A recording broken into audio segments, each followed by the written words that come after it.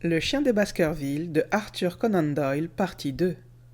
Chapitre 4. Sir Henry Baskerville. La table du petit déjeuner fut débarrassée de bonne heure, et Holmes, en robe de chambre, attendit l'entrevue promise. Nos clients furent ponctuels. L'horloge venait de sonner 10 heures quand le docteur Mortimer fut introduit, suivi du jeune baronnet. Ce dernier était un homme de petite taille, vif, aux yeux sombres, âgé d'environ 30 ans, de constitution très robuste, avec d'épais sourcils noirs et un visage déterminé, combatif. Il portait un costume de tweed aux teintes rousses et avait l'aspect hâlé de celui qui a passé la majeure partie de son temps au grand air. Pourtant, il y avait dans son regard fixe et l'assurance tranquille de son maintien quelque chose qui révélait le gentilhomme. « Je vous présente Sir Henry Baskerville », annonça le docteur Mortimer. « Eh bien oui, dit-il. Et ce qui est étrange, monsieur Sherlock Holmes, c'est que si mon ami que voici n'avait pas proposé de vous rendre visite ce matin, je serais venu de moi-même. J'ai cru comprendre que vous résolviez de petites énigmes, et j'en ai affronté une ce matin qui demande plus de réflexion que je ne peux lui en consacrer. Je vous en prie, asseyez-vous, Sir Henry. Dois-je comprendre que vous avez vécu une expérience singulière depuis votre arrivée à Londres ? Rien de bien important, monsieur Holmes. Probablement une simple plaisanterie. Il s'agit de cette lettre, si l'on peut appeler cela une lettre, que j'ai reçue ce matin. Il posa une enveloppe sur la table et nous nous penchâmes tous dessus.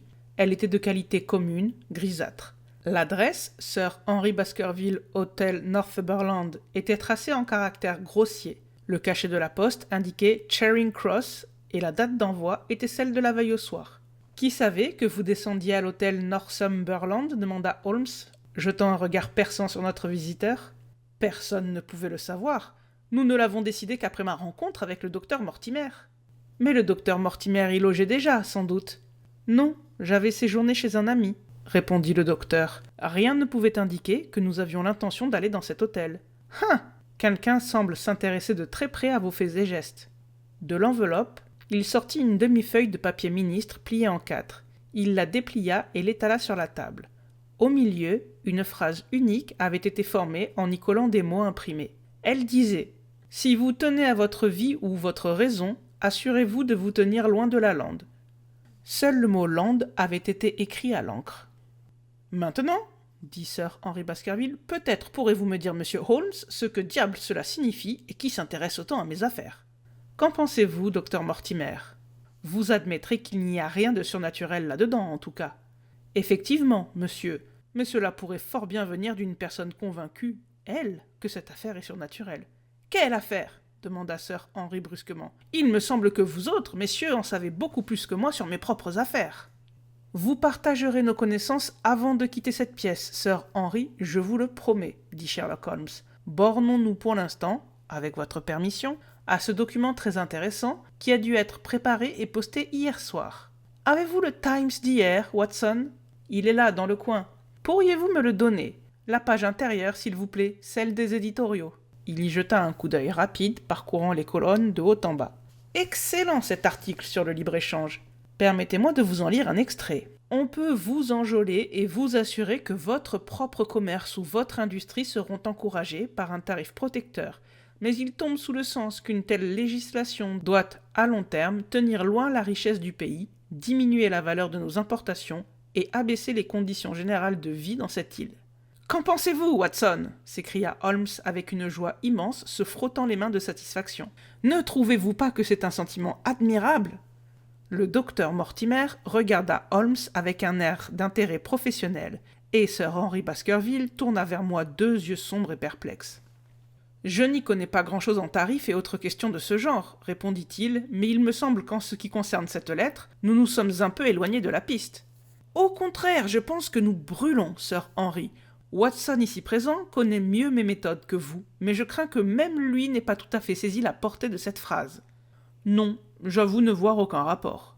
Et pourtant, mon cher Watson, le rapport est si étroit que l'un a été extrait de l'autre. Vous, assuré, tenir loin, votre, vie, ou, raison, valeur.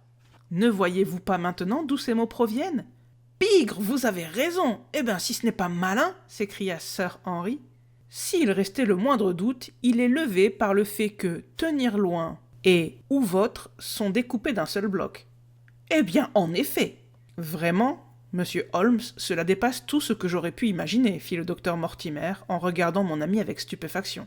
Je comprendrais que l'on dise que les mots viennent d'un journal, mais que vous ayez réussi à le nommer et à préciser de quel article, c'est vraiment l'une des choses les plus remarquables que j'ai jamais vues. Comment avez-vous fait? Je présume, docteur, que vous sauriez distinguer le crâne d'un Africain de celui d'un Esquimau. Très certainement. Mais comment? Parce que c'est mon sujet d'étude favori.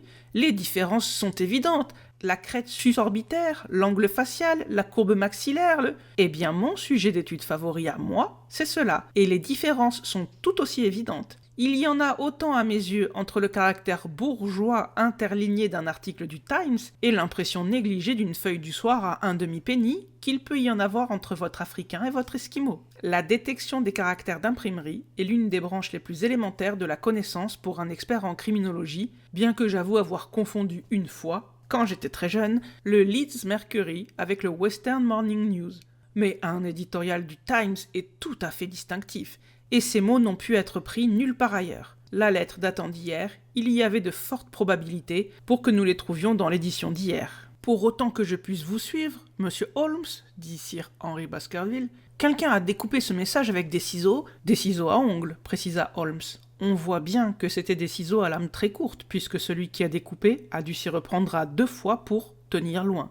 C'est exact. Quelqu'un donc a découpé le message avec une paire de ciseaux à lame courte, l'a collé avec de la colle, de la gomme arabique, intervint Holmes. Avec de la gomme sur le papier? Mais je voudrais savoir pourquoi le mot land a dû être écrit. Parce qu'il n'a pas pu le trouver imprimé. Les autres mots étaient tous simples et pouvaient se trouver dans n'importe quel numéro, mais le mot land est moins courant. Évidemment, cela expliquerait tout. Avez-vous découvert autre chose dans ce message, monsieur Holmes? Il y a 1 ou 2 indices, bien que le plus grand soin ait été pris pour supprimer toute piste. L'adresse, vous le remarquerez, est tracée en caractères d'imprimerie grossiers. Mais le Times est un journal que l'on trouve rarement entre d'autres mains que celles de gens très cultivés. Nous pouvons donc supposer que la lettre a été composée par un homme instruit qui voulait passer pour un ignorant. Et son effort pour dissimuler sa propre écriture suggère qu'elle pourrait vous être connue ou finir par l'être. De plus, vous remarquerez que les mots ne sont pas collés sur une ligne droite, mais que certains sont beaucoup plus hauts que d'autres. Vie, par exemple, est tout à fait hors de sa place. Cela peut indiquer de la négligence ou bien de l'agitation et de la hâte de la part de l'auteur de la lettre. Dans l'ensemble, j'incline pour la seconde hypothèse, car l'affaire était manifestement importante, et il est peu probable qu'il se soit montré négligent. S'il était pressé, cela soulève la question intéressante de savoir pourquoi. En effet, toute lettre postée avant le petit matin aurait atteint Sir Henry avant qu'il ne quitte son hôtel. L'auteur craignait-il d'être interrompu? Et par qui? Nous entrons là dans le domaine des conjectures, remarqua le docteur Mortimer. Dites plutôt dans le domaine où l'on pèse les probabilités pour choisir la plus vraisemblable. C'est l'emploi scientifique de l'imagination, mais nous avons toujours une base matérielle sur laquelle fonder nos spéculations. Maintenant, vous appellerez sans doute cela une conjecture. Cependant, je suis presque certain que cette adresse a été écrite dans un hôtel.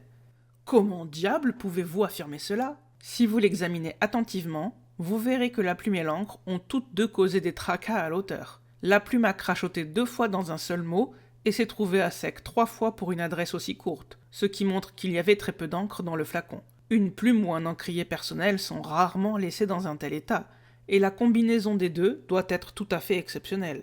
Par contre, vous connaissez l'encre et les plumes d'hôtel, où il est rare de trouver autre chose. Oui, je n'hésite guère à dire que si nous pouvions examiner les corbeilles à papier des hôtels autour de Charing Cross, jusqu'à trouver les restes de l'éditorial mutilé du Times, nous mettrions la main directement sur la personne qui a envoyé ce singulier message.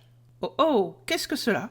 Il examinait attentivement la feuille de papier ministre sur laquelle les mots étaient collés, en la tenant à 1 pouce ou 2 de ses yeux.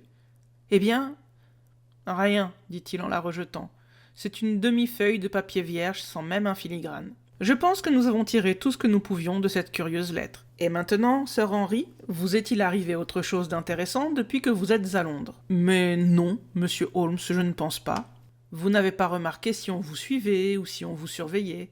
J'ai l'impression d'être tombé en plein dans un roman à 4 sous, dit notre visiteur. Pourquoi diable quelqu'un me suivrait-il ou me surveillerait-il? Nous allons y venir. Vous n'avez rien d'autre à nous rapporter avant que nous abordions cette affaire? Eh bien, cela dépend de ce que vous jugez digne d'être rapporté. Je pense que tout ce qui sort de la routine ordinaire de l'existence vaut la peine d'être mentionné. Sir Henry sourit. Je ne connais pas encore très bien la vie britannique, car j'ai passé presque toute ma vie aux États-Unis et au Canada. Toutefois, j'espère que perdre l'une de ces bottes ne fait pas partie de la routine ordinaire ici. Vous avez perdu l'une de vos bottes? Mon cher monsieur, s'écria le docteur Mortimer, elle est seulement égarée, vous la retrouverez en rentrant à l'hôtel. À quoi bon ennuyer monsieur Holmes avec des broutilles de ce genre? Eh bien, il m'a demandé tout ce qui sortait de la routine. Exactement, dit Holmes, si ridicule que l'incident puisse paraître. Vous avez perdu l'une de vos bottes, dites-vous? Disons en tout cas qu'elle est égarée. Je les avais placées toutes les deux devant ma porte, hier soir, et il n'y en avait plus qu'une ce matin. Je n'ai pu tirer aucune explication du garçon qui les nettoie. Le pire, c'est que je venais d'acheter la paire hier soir dans le Strand, et que je ne les ai jamais portées. Si vous ne les aviez jamais portées, pourquoi les avoir mises à nettoyer? C'étaient des bottes de cuir fauve, et elles n'avaient jamais été vernies. C'est pour cela que je les ai sorties. Ainsi, à votre arrivée à Londres hier, vous êtes sorti aussitôt pour acheter une paire de bottes.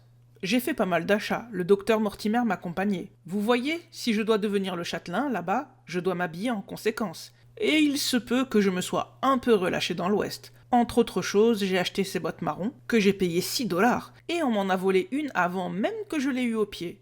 Voilà une chose singulièrement inutile à voler, dit Sherlock Holmes. J'avoue partager la conviction du docteur Mortimer.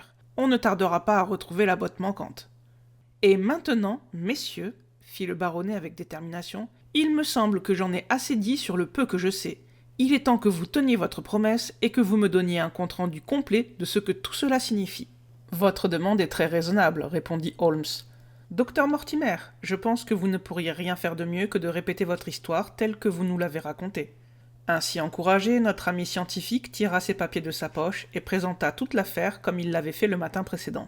Sir Henry Baskerville écouta avec la plus profonde attention, laissant échapper de temps à autre une exclamation de surprise. « Eh bien, on dirait que j'ai hérité d'une sacrée affaire, déclara-t-il quand le long récit fut terminé. Bien sûr, j'entends parler du chien depuis que je suis au berceau, c'est l'histoire favorite de la famille, bien que je n'ai jamais pensé à la prendre au sérieux auparavant. Quant à la mort de mon oncle, eh bien, tout cela bouillonne dans ma tête et je n'y vois pas encore clair. Vous ne semblez pas avoir tout à fait décidé s'il s'agit d'une affaire pour la police ou pour le clergé. » Précisément. Et maintenant, il y a cette affaire de la lettre reçue à l'hôtel. Je suppose qu'elle y trouve sa place. Elle semble montrer que quelqu'un en sait plus que nous sur ce qui se passe sur la lande, dit le docteur Mortimer. Et aussi, dit Holmes, que quelqu'un n'est pas mal disposé à votre égard, puisqu'on vous avertit d'un danger. Ou bien on souhaite, dans un intérêt personnel, m'effrayer pour m'éloigner. C'est également possible, bien sûr. Je vous suis très redevable, docteur Mortimer, de m'avoir soumis un problème qui présente plusieurs possibilités intéressantes. Mais le point pratique que nous devons maintenant trancher, Sir Henry, est de savoir s'il est opportun ou non que vous vous rendiez à Baskerville Hall. Pourquoi n'irais-je pas? Il semble y avoir un danger.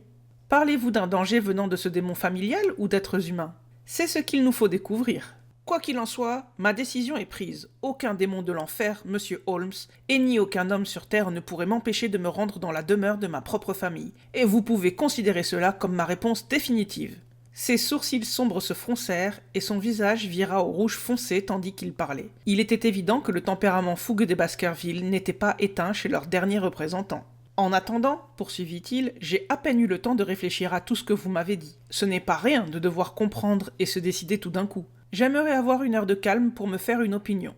Monsieur Holmes, il est 11h30 et je retourne directement à mon hôtel. Que diriez-vous de venir, vous et votre ami le docteur Watson, déjeuner avec nous à 2h? Je serai alors en mesure de vous dire plus clairement comment je vois les choses. Cela vous convient-il, Watson? Parfaitement. Alors vous pouvez compter sur nous. Dois-je faire appeler un fiacre? Je préférerais marcher, car cette affaire m'a quelque peu bouleversé. Je vous accompagnerai volontiers pour une promenade, affirma son compagnon. Alors à 2h. Au revoir et bonne matinée. Nous entendîmes les pas de nos visiteurs descendre l'escalier, puis la porte d'entrée claquer. En un instant, Holmes passa du rêveur languissant à l'homme d'action. « Votre chapeau et vos bottes, Watson, vite, pas un instant à perdre !» Il se précipita dans sa chambre en robe de chambre et revint quelques secondes plus tard en redingote. Nous dévalâmes l'escalier en hâte et sortîmes dans la rue. Le docteur Mortimer et Baskerville étaient encore visibles à environ 200 yards devant nous, en direction d'Oxford Street. Dois-je courir les arrêter? Pour rien au monde, mon cher Watson. Je me contente parfaitement de votre compagnie, si vous tolérez la mienne. Nos amis sont avisés, car c'est certainement une très belle matinée pour une promenade. Il accéléra le pas jusqu'à ce que nous ayons réduit de moitié la distance qui nous séparait. Quand nous fûmes à une centaine de yards derrière eux, nous les suivîmes dans Oxford Street, puis dans Regent Street. Nos amis s'arrêtèrent pour regarder une vitrine, et Holmes s'en fit autant. Un instant après, il poussa un petit cri de satisfaction. Suivant son regard avide, j'aperçus, arrêté de l'autre côté de la rue, un fiacre transportant un passager qui se remettait lentement en marche. « Voilà notre homme, Watson. Venez, nous allons le regarder de près si nous ne pouvons rien faire de plus. » À cet instant, j'aperçus une barbe noire touffue et des yeux perçants tournés vers nous à travers la vitre latérale du fiacre. Instantanément, la trappe du toit s'ouvrit, un ordre fut crié au cocher et le fiacre s'élança follement dans Regent Street.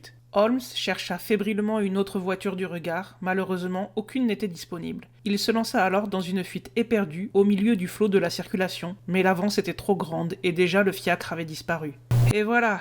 dit Holmes amèrement, émergeant de cette marée de véhicules tout essoufflé et pâle de colère. « A-t-on jamais vu une telle malchance et une telle maladresse aussi ? Watson, Watson, si vous êtes un honnête homme, vous enregistrerez cela aussi et vous le mettrez en opposition à mes succès. » Qui était cet homme ? Je n'en ai aucune idée. Un espion ?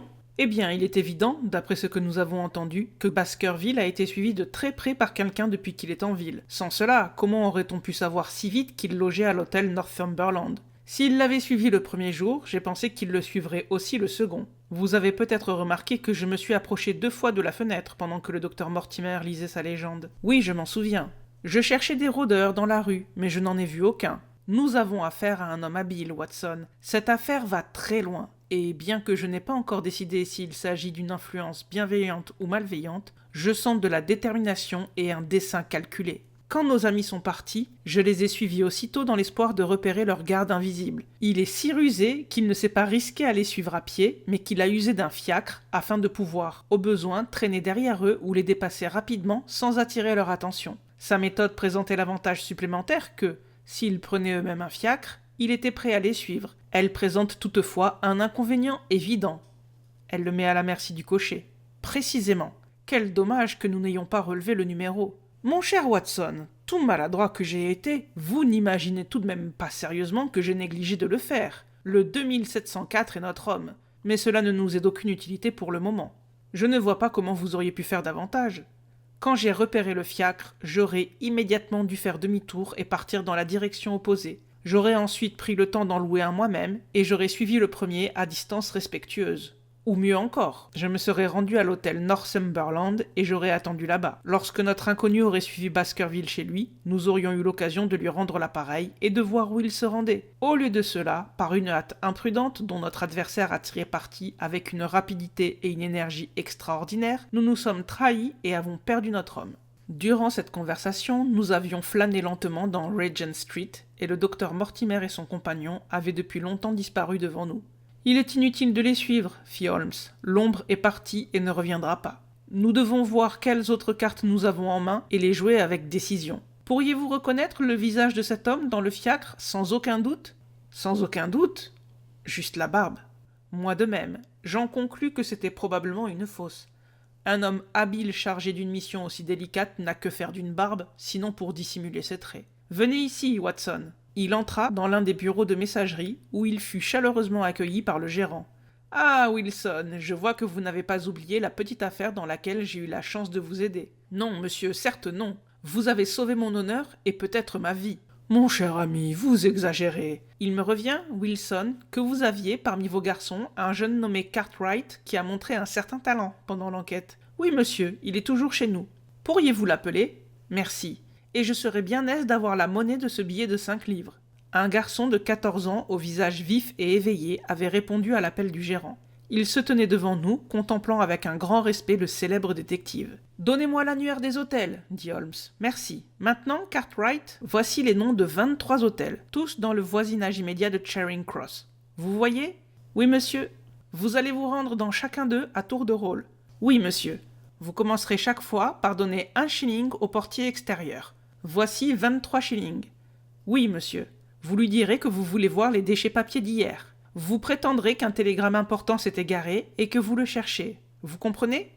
Oui, monsieur. Mais ce que vous cherchez réellement, c'est la page centrale du Times avec des trous découpés au ciseau. Voici un exemplaire du Times.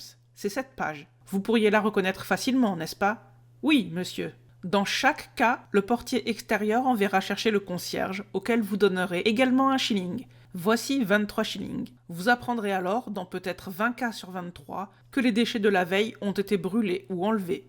Dans les 3 autres, on vous montrera un tas de papiers et vous chercherez cette page du Times parmi eux. Les chances de la trouver sont extrêmement minces. Voici 10 shillings de plus pour les imprévus. Envoyez-moi un rapport par télégramme à Baker Street avant le soir. Et maintenant, Watson, il ne nous reste plus qu'à découvrir par télégramme l'identité du cocher numéro 2704, puis nous irons faire un tour dans l'une des galeries de peinture de Bond Street pour passer le temps jusqu'à l'heure du déjeuner à l'hôtel. Chapitre 5. 3 fils brisés.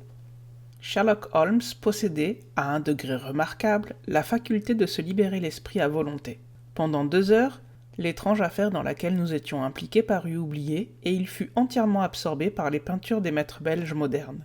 Il ne parla que d'art, sujet sur lequel il avait les idées les plus rudimentaires, depuis notre sortie de la galerie jusqu'au moment où nous nous retrouvâmes à l'hôtel Northumberland. « Sir Henry Baskerville vous attend à l'étage », annonça le réceptionniste. « Il m'a demandé de vous faire monter dès votre arrivée. »« Auriez-vous une objection à ce que je consulte votre registre » demanda Holmes. « Aucune. » Le registre indiquait que 2 noms avaient été ajoutés après celui de Baskerville. L'un était celui de Theophilus Johnson et sa famille de Newcastle, l'autre celui de Madame Oldmore et sa femme de chambre de High Lodge à Alton. « C'est sûrement le même Johnson que j'ai connu autrefois, dit Holmes au portier. Un avocat, n'est-ce pas? Cheveux gris et il boite. »« Non, monsieur, il s'agit de monsieur Johnson, propriétaire de mines de charbon, un monsieur très actif, pas plus vieux que vous. »« Êtes-vous certain de sa profession ?»« Oui, monsieur, il fréquente cet hôtel depuis de nombreuses années et nous le connaissons très bien. »« Ah, cela règle la question. Madame Oldmore aussi, ce nom me rappelle quelque chose. Excusez ma curiosité, mais il arrive souvent qu'en rendant visite à un ami, on en trouve un autre. C'est une dame invalide, monsieur. Son mari fut autrefois maire de Gloucester. Elle descend toujours chez nous lorsqu'elle est en ville. »« Merci, je crains de ne pas pouvoir me targuer de sa connaissance. »« Nous avons établi un fait des plus importants par ces questions, Watson, continua-t-il à voix basse alors que nous montions l'escalier. Nous savons maintenant que les gens qui s'intéressent tant à notre ami ne se sont pas installés dans son propre hôtel. Cela signifie qu'ils sont, comme nous l'avons compris, très désireux de le surveiller, mais qu'ils sont tout aussi désireux de ne pas être vus par lui. Or, c'est un fait des plus suggestifs. Que suggère-t-il ? Il suggère... Oh là, mon cher ami, que se passe-t-il donc ? Comme nous arrivions en haut de l'escalier, nous étions tombés sur Sir Henry Baskerville en personne. Son visage était rouge de colère et il tenait une vieille botte poussiéreuse à la main. Il était si furieux qu'il parvenait à peine à articuler, et lorsqu'il parla, ce fut avec un accent de l'Ouest bien plus prononcé que celui que nous lui avions entendu le matin même. « On dirait qu'ils se moquent de moi dans cet hôtel !» s'écria-t-il. « S'ils ne prennent garde, ils vont découvrir qu'ils ne se sont pas attaqués aux bons clients. Bon sang, si ce gars ne retrouve pas ma botte manquante, il y aura du grabuge. Je sais apprécier une plaisanterie, monsieur Holmes, mais cette fois, ils ont dépassé la mesure. » Toujours à la recherche de votre botte ? Oui, monsieur, et j'ai bien l'intention de la trouver. Mais n'aviez-vous pas affirmé qu'il s'agissait d'une botte neuve de couleur marron ? En effet, monsieur, et maintenant, c'est une vieille botte noire. Quoi ? Vous ne voulez pas dire que... C'est exactement ce que je veux dire. Je ne possédais que 3 paires au monde. Les neuves, marron, les vieilles, noires, et les vernis que je porte. Hier soir, ils ont pris l'une des marrons, et aujourd'hui, ils ont chippé l'une des noires. Alors, vous l'avez ? Parlez donc, ne restez pas là à me dévisager. Un garçon d'étage allemand, l'air agité, venait d'apparaître. Non, monsieur, j'ai cherché dans tout l'hôtel, mais je n'en ai pas trouvé trace. Eh bien, soit cette botte revient avant le coucher du soleil, soit je me rends chez le directeur pour lui annoncer que je quitte cet hôtel sur le champ. On la trouvera, monsieur, je vous promets que si vous avez un peu de patience, on la trouvera. Il y a intérêt, car c'est la dernière chose que je perdrai dans ce repère de voleurs. Monsieur Holmes, vous m'excuserez de vous importuner pour une broutille pareille. Je pense qu'elle vaut largement la peine qu'on s'en occupe. Tiens, vous avez l'air bien sérieux. Avez-vous une explication à ce sujet ? Je n'essaie même pas de l'expliquer. Cela me semble la chose la plus folle et la plus étrange qui me soit jamais arrivée. La plus étrange, peut-être, dit Holmes d'un ton pensif. Qu'en pensez-vous, vous-même ?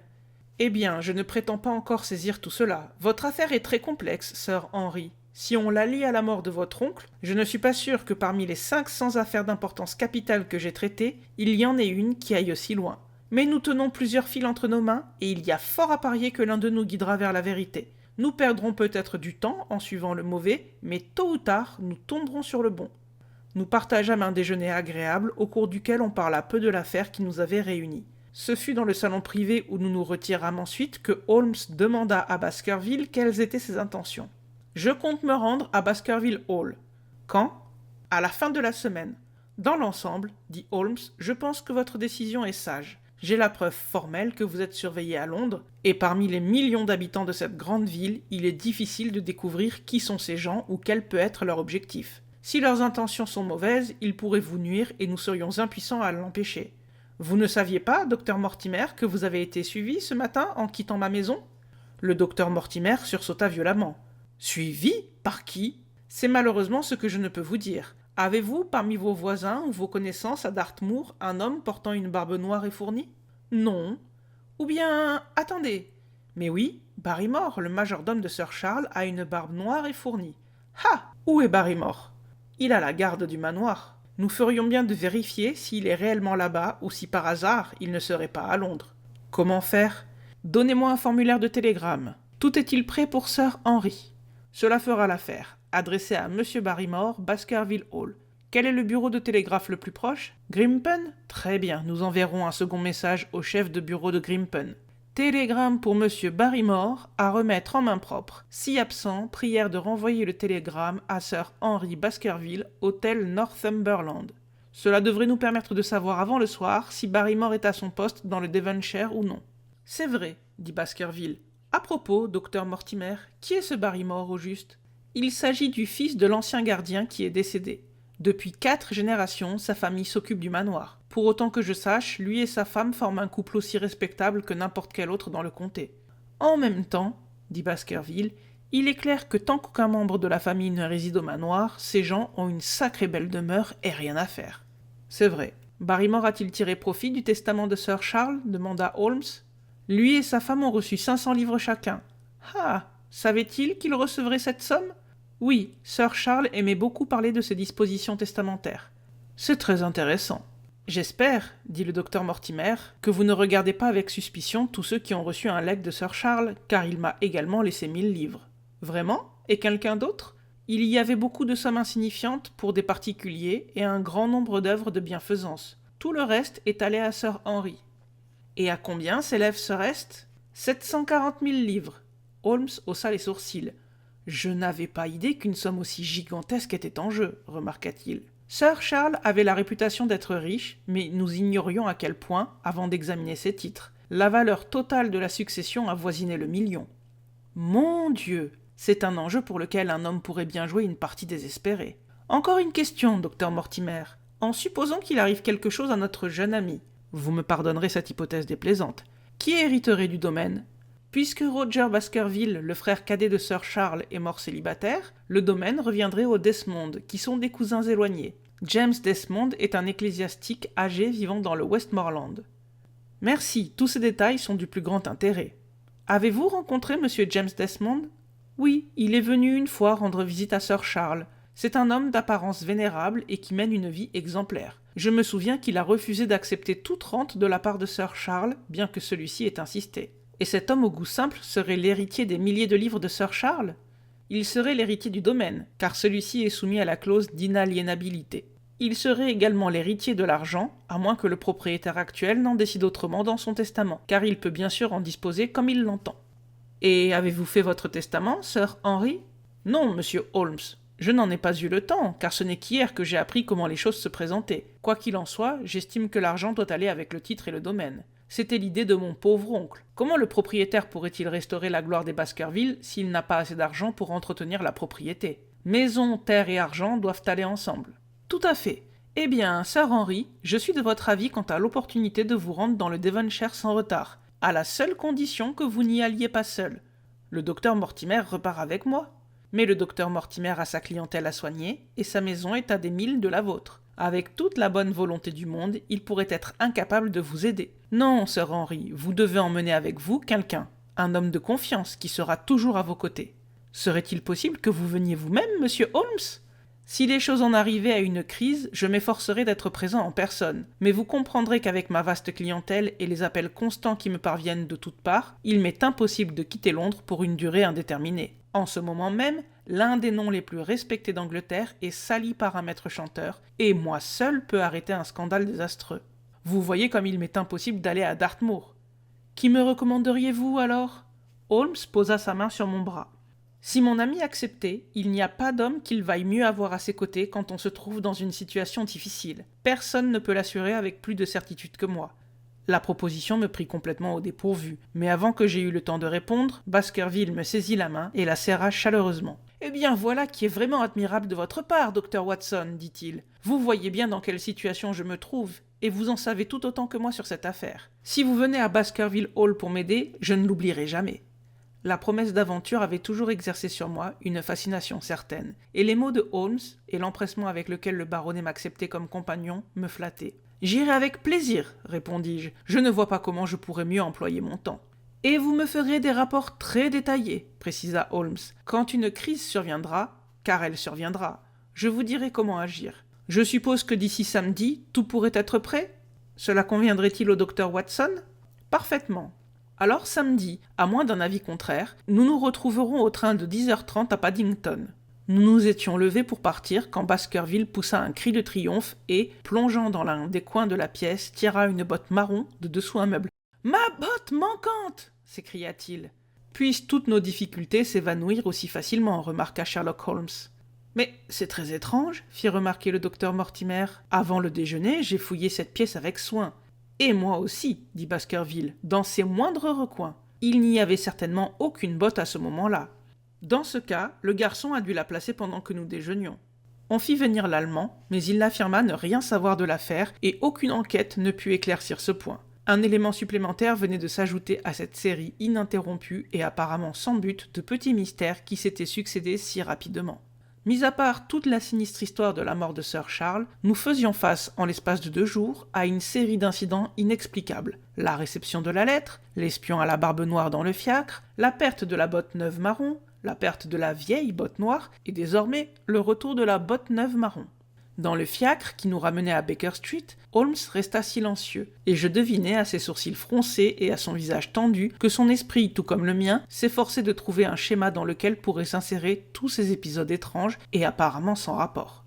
Tout l'après-midi et jusque tard dans la soirée, il resta plongé dans la fumée de son tabac et dans ses pensées. Juste avant le dîner, 2 télégrammes nous furent remis. Le premier annonçait « Vient d'apprendre que Barrymore est au manoir, Baskerville ». Le second « Visitez 23 hôtels comme convenu. Désolé de n'avoir pas trouvé page découpée du Times. Cartwright. » Voilà 2 de mes fils qui se rompent, Watson. Il n'y a rien de plus stimulant qu'une affaire où tout va contre vous. Il nous faut chercher une autre piste. Nous avons encore le cocher qui a conduit l'espion. Précisément. J'ai envoyé un télégramme pour obtenir son nom et son adresse au registre officiel. Je ne serais pas surpris que ceci apporte la réponse à ma question. Le coup de sonnette s'avéra être quelque chose d'encore plus satisfaisant qu'une réponse. La porte s'ouvrit et un homme à l'allure rude entra. C'était manifestement le cocher en personne. « J'ai reçu un message du bureau central disant qu'un monsieur à cette adresse s'était renseigné sur le 2704, lança-t-il. « Je conduis mon fiacre depuis 7 ans et n'ai jamais eu une seule plainte. Je suis venu ici tout droit du Yard pour vous demander en face ce que vous aviez contre moi. » « Je n'ai absolument rien contre vous, mon brave homme, dit Holmes. Au contraire, j'ai un demi-souverain pour vous, si vous me donnez une réponse claire à mes questions. J'ai fait une bonne journée, pas d'erreur là-dessus, se réjouit le cocher avec un sourire. Qu'est-ce que c'est que vous vouliez me demander, monsieur ? D'abord votre nom et votre adresse, au cas où j'aurai de nouveau besoin de vous. John Clayton, 3 Turpey Street dans le Borough. Mon fiacre stationne chez Shipley, près de la gare de Waterloo. Sherlock Holmes en prit note. Maintenant, Clayton, racontez-moi tout sur le client qui est venu surveiller cette maison à 10h ce matin et qui a ensuite suivi les 2 messieurs dans Regent Street. L'homme parut surpris et un peu embarrassé. « Je n'en vois pas l'utilité puisque vous semblez déjà en savoir autant que moi, dit-il. La vérité, c'est que le monsieur m'a dit qu'il était détective et que je devrais parler de lui à personne. Mon brave, c'est une affaire très sérieuse et vous pourriez vous retrouver dans une mauvaise posture si vous essayez de me cacher quoi que ce soit. Vous dites que votre client a prétendu être détective ? Oui, c'est ce qu'il a déclaré. Et quand l'a-t-il fait ? En me quittant. A-t-il dit autre chose ? Il a mentionné son nom. Holmes me jeta un rapide regard de triomphe. Ah, il a fait cela, n'est-ce pas ? C'était imprudent. Quel est le nom qu'il a mentionné ? Son nom, dit le cocher, était Monsieur Sherlock Holmes. Jamais mon ami ne m'avait semblé plus déconcerté que par la réponse du cocher. Pendant un instant, il resta assis, silencieux et stupéfait. Puis il éclata d'un rire franc. « Touché, Watson, indéniablement touché, dit-il. Je sens un fleuret aussi vif et souple que le mien. Il m'a très joliment eu cette fois. Ainsi, son nom était Sherlock Holmes, n'est-ce pas ? Ouais, monsieur, c'était le nom de ce monsieur. Excellent. Dites-moi où vous l'avez pris et tout ce qui s'est passé. Il m'a aidé à 9h30 à Trafalgar Square. Il a dit qu'il était détective et il m'a offert 2 guinées si je faisais exactement ce qu'il voulait toute la journée sans poser de questions. Oh, j'ai été bien content d'accepter. D'abord, nous sommes allés à l'hôtel Northumberland et nous avons attendu que 2 messieurs sortent et prennent un fiacre à la station. Nous avons suivi leur fiacre jusqu'à ce qu'ils s'arrêtent quelque part par ici. Devant cette porte même, dit Holmes. Ben, je n'en suis pas sûr, mais je suppose que mon client le savait bien. Nous nous sommes arrêtés à mi-chemin dans la rue et nous avons attendu 1h30. Puis les 2 messieurs sont passés devant nous à pied et nous les avons suivis dans Baker Street et le long de... Je sais, dit Holmes. Jusqu'aux 3/4 de Regent Street. Là, mon monsieur a ouvert la trappe et il a crié que je devais filer à la gare de Waterloo aussi vite que possible. J'ai fouetté la jument et nous y étions en moins de 10 minutes. Là, il a payé ses 2 guinées comme un prince et il est parti dans la gare. Juste au moment de me quitter, il s'est retourné, il a dit « Ça pourrait vous intéresser de savoir que vous avez conduit monsieur Sherlock Holmes. C'est comme ça que j'ai su son nom. » Je vois, et vous ne l'avez plus revu ? Pas après qu'il est entré dans la gare. Et comment décririez-vous ce monsieur Sherlock Holmes ? Le cocher se gratta la tête. Ben, c'était pas tout à fait un monsieur facile à décrire. Je lui donnerais 40 ans. Il était de taille moyenne, 2 ou 3 pouces de moins que vous, monsieur. Il était habillé comme un bourgeois. Et il avait une barbe noire coupée carrée au bout et le visage pâle. Je ne sais pas si je pourrais en dire plus. La couleur de ses yeux ? Non, je ne saurais dire. Rien d'autre dont vous puissiez vous souvenir ? Non, monsieur, rien. Eh bien, voici votre demi-souverain. Un autre vous attend, si vous pouvez m'apporter de nouvelles informations. Bonsoir. Bonsoir, monsieur, et merci. John Clayton partit en gloussant, et Holmes se tourna vers moi avec un haussement d'épaule et un sourire amer. Voilà notre 3e fil qui casse, et nous finissons là où nous avons commencé, dit-il. Le rusé coquin. Il connaissait notre adresse, savait que Sir Henry Baskerville m'avait consulté, m'a repéré dans Regent Street, a deviné que j'avais pris le numéro du fiacre et que je mettrais la main sur le conducteur, et m'a donc renvoyé ce message audacieux. Je vous le dis, Watson, cette fois, nous avons un adversaire à notre mesure. J'ai été échec et mat à Londres. Je ne peux que vous souhaiter meilleure chance dans le Devonshire. Mais je n'ai pas l'esprit tranquille. À quel sujet ? Au sujet de votre départ. C'est une vilaine affaire, Watson, une vilaine et dangereuse affaire, et plus j'en vois, moins elle me plaît. Oui, mon cher ami, vous pouvez rire, mais je vous donne ma parole que je serai bien aise de vous revoir sain et sauf à Baker Street. Fin de la partie 2.